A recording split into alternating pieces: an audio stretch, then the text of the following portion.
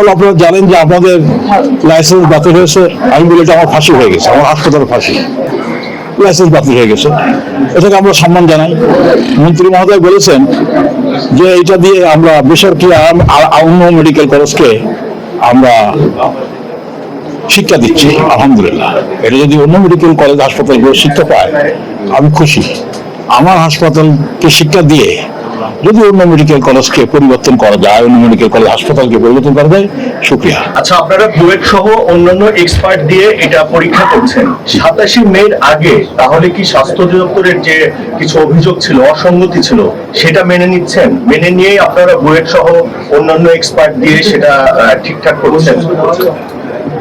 আপনি যেভাবে ক্রিটিক্যালি কথা বলতেন, আমি বাবা এত ক্রিটিক্যাল উত্তর সরি ভাই, আমি সরি, আপনার কথা উত্তর দিতে পারবো না। এক্সপার্ট কমিটিতে গভর্নমেন্টের লোক আছে কিনা, আমার এক্সপার্ট কমিটিতে গভর্নমেন্টের লোক আছে কিনা, এটা আপনার একটা কোশ্চেন করছেন।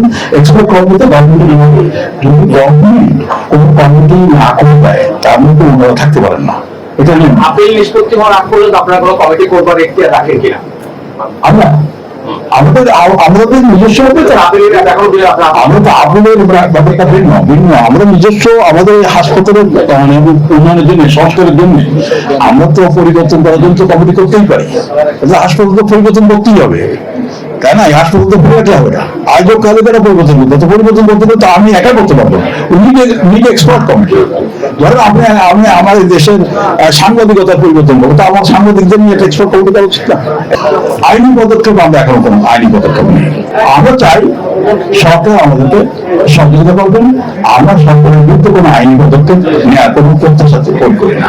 আমরা চাই ওই সরকার যে সমস্ত আমাদের মধ্যে গ্যাপ আছে সেটা ঠিক করে আমাদের ভিতরে আবার লাইসেন্স ফিরে পাবো, এইটাই প্রত্যাশা করি।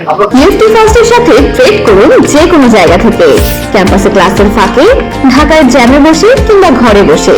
ট্রেডিং এখন হাতের মুঠোয়, তাই ট্রেড করুন যখন খুশি, যেখানে খুশি।